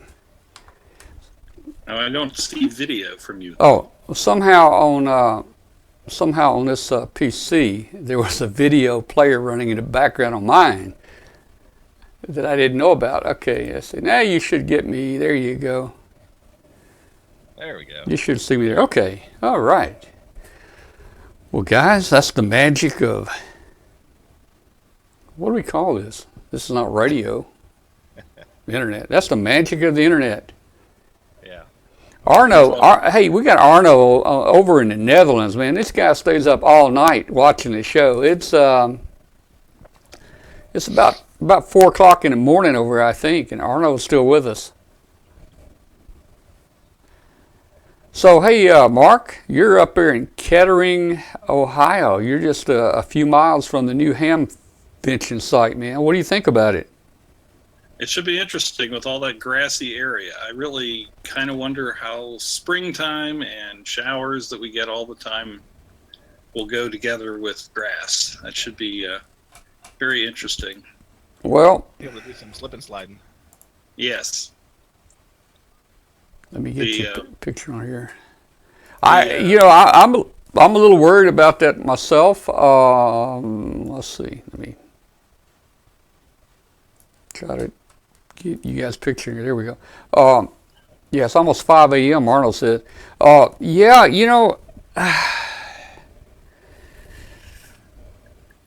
mean, Mark, we were outside for many, many years, but we were on broken up asphalt when it rained. So Yeah, but it was downhill and it drained to somewhere, not where we were. yeah, I've been in places there at outside where it actually drained under us, and we about floated away. But well, yeah, it's going to be interesting. We're going to have Michael Coulter on here in a few weeks to talk again about it, and I've been talking to him some. He called me the other day, and he's on the board for DARA, and we were talking about the internet. He said the city is going to put in a major big pipe and there, and then I think DARA is going to put in all the internet infrastructure there on site. And I'm thinking, well, even if you got a big pipe coming in, man, if you don't do it right, it ain't going to work very good. That's true. We at school we have a gigabit to the internet, but we got to get it to 8,000 Chromebooks basically. Yeah. And get it to work. Yeah. Well, we'll see. I think they're going to work with us to try to, carve out some bandwidth or something for us. I mean, maybe nobody else works, but hopefully we'll work. But I don't know. And the buildings out there, they're all metal buildings, so it's a Faraday shield. So, Unless they can provide you a Wi-Fi connection that works in all the buildings, well, equally. I kind of asked about that. I think Michael said, he would prefer to put in Ethernet everywhere. Of course, that'd be really expensive. And we would love to have Ethernet where we are. That's what we usually get. But if we do roll around, I would like to be able to access the Wi-Fi if it would even work, The stuff that we run at school would support a lot of people if you actually had a lot of people on Wi-Fi. But it's, it's hard to say what they're going to do and how much Yeah. money they'll put behind it. Yeah. So, I don't know what the arrangement is. They're putting all that infrastructure in, and in fact, at Hera, I think they put a lot of infrastructure in for the Wi-Fi and stuff there. But they only use it once a year, so maybe they have some other kind of arrangement with them where they rent it out or something. Well, I'd been when Hera was open, and I'd been there for other things that went on. You would see the Wi-Fi from their. There was Hamvention Wi-Fi there when there was no Hamvention going on. Yeah, yeah. Well, I think this year, when next year when we get there, we're going to have to. Again, if we can roll, I don't know where they're going to put us. They may put us in one of the buildings. We may be able to roll to another building. I think there's a covered concrete walkway between 3 buildings there. We might could get into a couple buildings, but like you said, we would need to have access in those other buildings. Our 802.11a that we always put in ourselves there at Hera gave us great coverage. We could cover just about 4 buildings with our one 5 gig access point. But with those buildings up there being metal, I don't know. If they could give us a drop in another building, we might could put another ingenious access point or something over in a different building, Yeah, if you were at next to the doorway of one of the buildings, so that you could just get over through the walkway to the next building. Well, but if they would just give us another Ethernet drop over there, I'd just plug another access point in over there. Same name. We roll over there and just connect to it. So that's going to be interesting. I think what we're going to need to do, and I'm going to need to count on other helpers to do this. I've got to have some roving reporters. I think I need somebody that will take cameras. Say they have an SD card in them that they can go, walk around in the other locations, make little 15-minute segments, bring it back, and then I can stick that SD card in and show it. Almost, it'll have maybe a half-hour delay, but it still would be good. The problem is whoever does that needs to really be good. You don't swing the camera around, turn it upside down, and aim it at the shoes, and I got to really get some good video. Maybe William there go next year help. Yeah, I will be there next year. Will you? Yeah. I promised I would show up for Linux in the Ham Shack, so. Okay. I'll be over at the booth over there. Okay, cool. I imagine Jeff will be back again next year. He walked around and helped us a little bit. Yeah. Should be a good time. But yeah, it'll probably be a nice little slippery slidey if we get the general rains that you normally do. Yeah, of course, Mark there was my neighbor out in the flea market area for many years, and Mark always helped us out the best he could. Sometimes we would, he had a little, one of those really quiet Honda generators that we stole some. We didn't steal. He gave us some electricity, And he was able to get us some internet there a time or two, but man, the internet that we were able to get up there was nothing. Mark, it was pretty bad outside. Just wasn't a lot to offer out there, was it? No, and nowhere to connect to. They're just the cellular carriers didn't have anything that worked well with that many people in that in that small venue, in that big venue. Yeah, well, and that's why for I guess 4 years we put that Exceed satellite dish in, and had our own link in, and it worked out well for us. They didn't show up last year, and of course we paid Time Warner I think $700 last year for a 3 megabit pipe there. I'm hoping that worked out pretty well though, didn't it? I think it worked for us. The $700 didn't work that well, but Well, I think what they did. They asked me how much I needed. Of course, when we started talking to them, we didn't know exactly what they'd be able to do for us. I mean, you can't. I can't ask for 20 megs. It would have been $1 million, or something like that. So I said I need at least 3 megs up. And we started talking to them. So that kind of got stuck in their head at 3 megs. And then they came out and the Hamventure guys really worked with them to help us get a better price. They wanted more than $700 at first. I don't know, $800, $900. They told them that's too much. But anyway, for what they did for that $700, they put another Time Warner cable modem in. Well, I think they ended up with 6 Time Warner cable modems in, and I thought, okay, at least this way we'll have some redundancy if the router went bad. If that router was just me and I had a problem on that circuit, would be out of business. But at least with them tying all 6 of them together, that might be good. But what they did, they took my $700, they gave me 3 megs, and they kept the entire cable modem and gave the rest to everybody else, is what they did. But it worked out okay. Well, it's going to be AT&T now or whatever. Well, maybe. I guess we'll see after November the 8th. Yeah.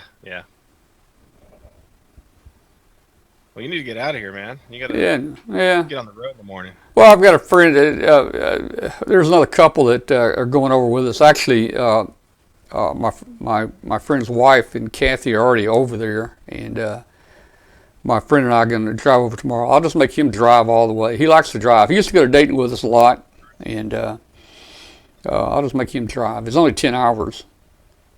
That's not bad. Nah. Heck, man, I can get 3 or 4 naps in 10 hours. It's just, yeah. Need to set up your mobile station and work some NPOTA or something like that on the way up. Yeah,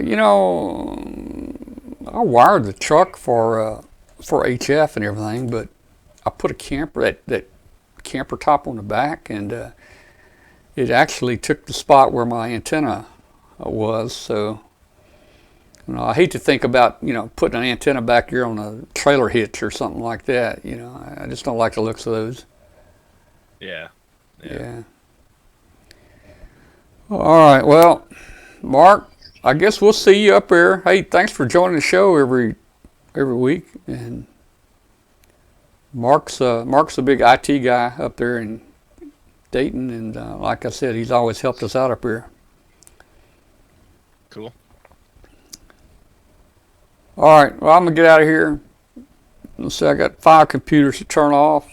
4 of them turn off fine. One of them you just have to hold the button down. That's not good. Well, I've been doing it for a long time. It's a little XP laptop over here. I don't know. The only way to turn off is to hold the button down. That's good for it, I'm sure. Well, I hadn't heard it, Yeah. Yeah, I may just pull the plug and let the battery run down on it. I don't know. Maybe try that, Yeah. All right, guys. Well, good night. And Mark, thanks for setting the Hangout up. And well, I don't know if Hangout's going to work next week. I'm a little concerned now that maybe that link is no good anymore. Maybe I should check. Well, I'm leaving in the morning. Anyway, we'll figure it out. We'll figure it out. We'll play it by make a new one. You should be able to make a new one. I just go into my Google account and make a Hangout. There's nothing special. Yeah, that's true. And that link there is good now from now on. It should be. I mean, it should be good every night. You don't have to do a new one every time. No. That's what it said when I created it. It said it is unless I go turn it off, I can make it private again. Okay. So maybe yours became private somehow. Well, it's got an error message, but there's no one at Google to call. I searched in Google for the error message and what it said? found nothing. Yeah, probably nobody knows about it yet because I'm the only one getting it. There were other people getting it, but nobody could figure out what was causing it. Yeah. Yeah, I can join it from my other computer. You can join what, the old one? Our regular Hangout? Yeah. And I'm not sure why. You got into it, but on this computer you can't. No, yeah, the account I used last week, I could get in on. It's a Huh. different account. Okay. I don't know why. I don't either. Okay, guys. Well, good night, and we'll talk to you later. See you. Good night. Goodbye, everybody.